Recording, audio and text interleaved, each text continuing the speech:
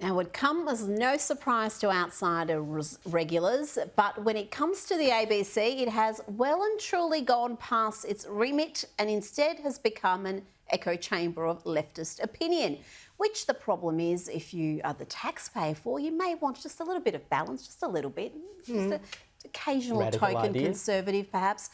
But just how deep does this rot go at an institution that did once serve a place within the political discourse?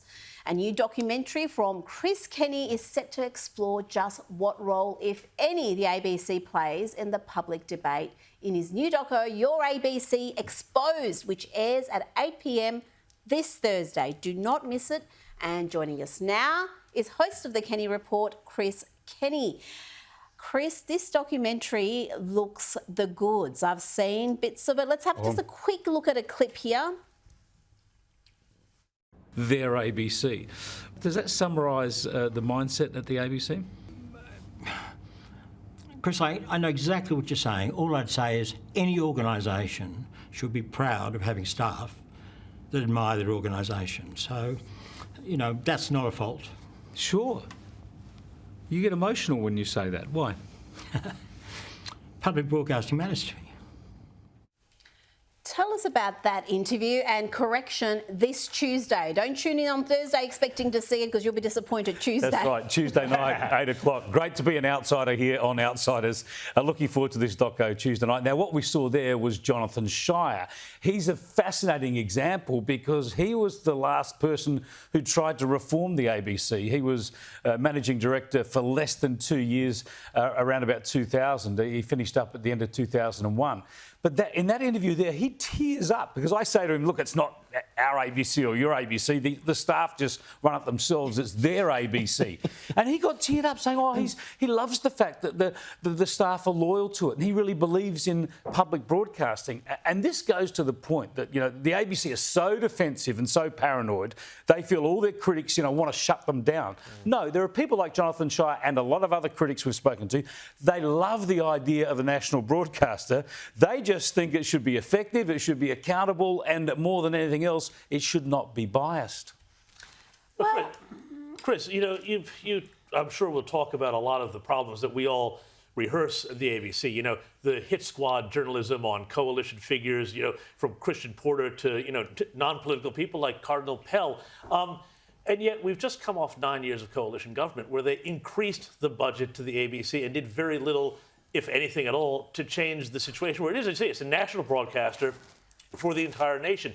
Is there any possibility of reforming this beast? Well, this is the big question, right? Everybody can talk about the problems, but how do you fix it? And former director, for instance, former board member Janet Albrechtsen says very clearly, under the law, the ABC, if it just stuck to the law, that is its charter, was diverse in the people and views it showed, was objective and accurate in its reporting, then it would be a fantastic public broadcaster. All that has to be done is you have to make it adhere to the law. But neither the boards nor governments, Coalition or Labor, have been able to do that. Now, I speak to the current Communications Minister, Michelle Rowland. Her answers on this, I think, are astonishing. She's obviously not going to try and do anything to try and fix the ABC. Why would she? She'd be mad.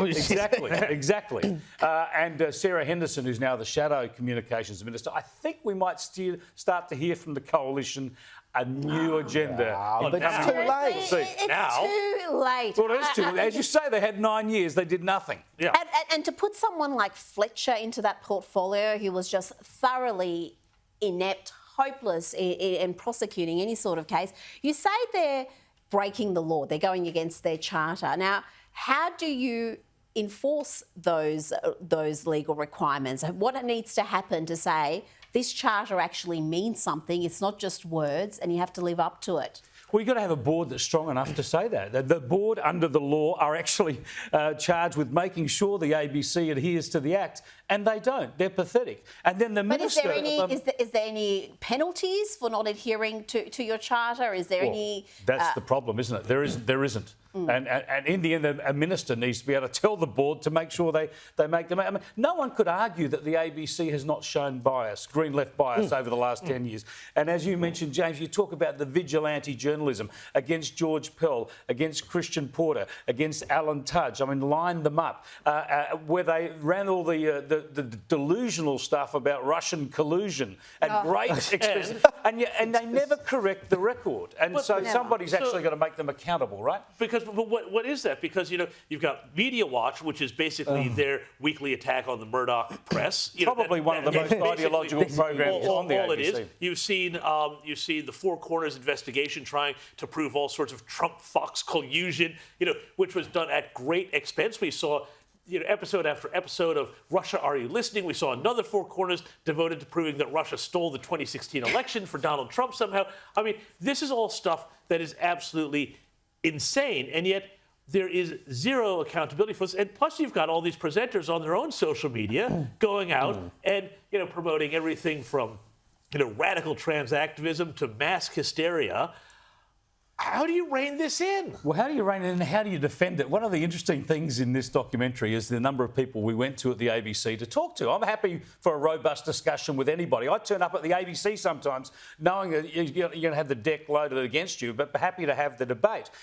From Ida Buttrose to David Anderson, through some of their most prominent journalists and reporters. These are people who are articulate.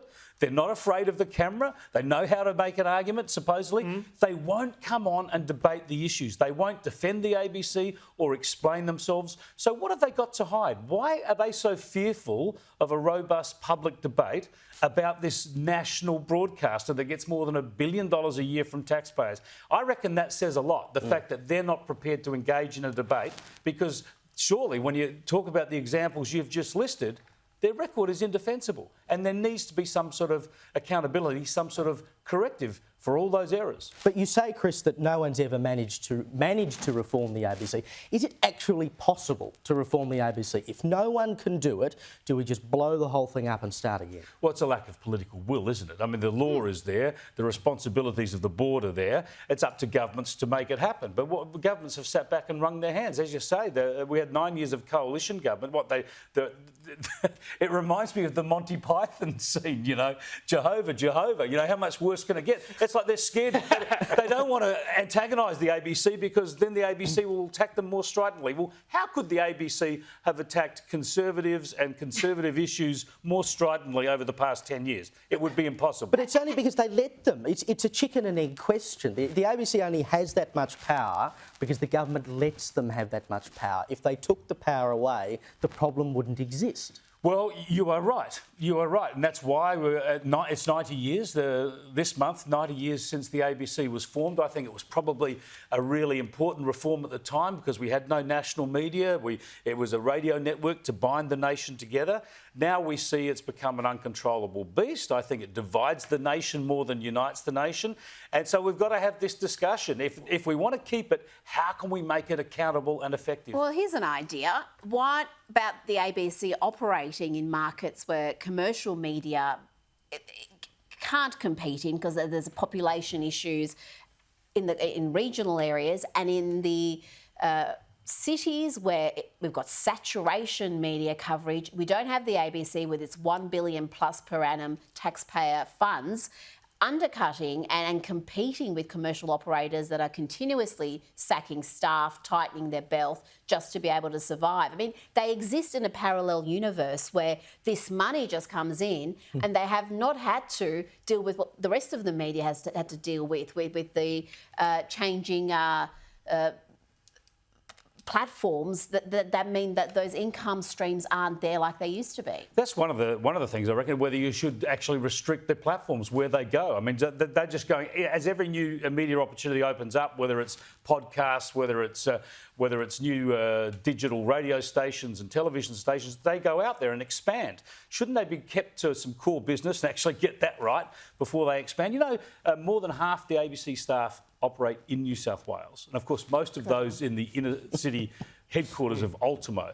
It's a national broadcaster, yet it's dominated by the inner city Green left elites. And it's why you get no debate on issues that you've been talking about here this morning. No debate on things like identity politics and gender. They just pump out a line. No debate about climate change. It's just all fear and hysteria. They've been terrible on the pandemic, as you guys know. They've just been fear and hysteria on pandemic and maximising government intervention while they're all happy working from home, completely secure in their jobs. You know, it is really a travesty that we don't get open, diverse, robust debate on the ABC. What we get is a company line on all these crucial issues, and under the law, they're actually not supposed to be doing that.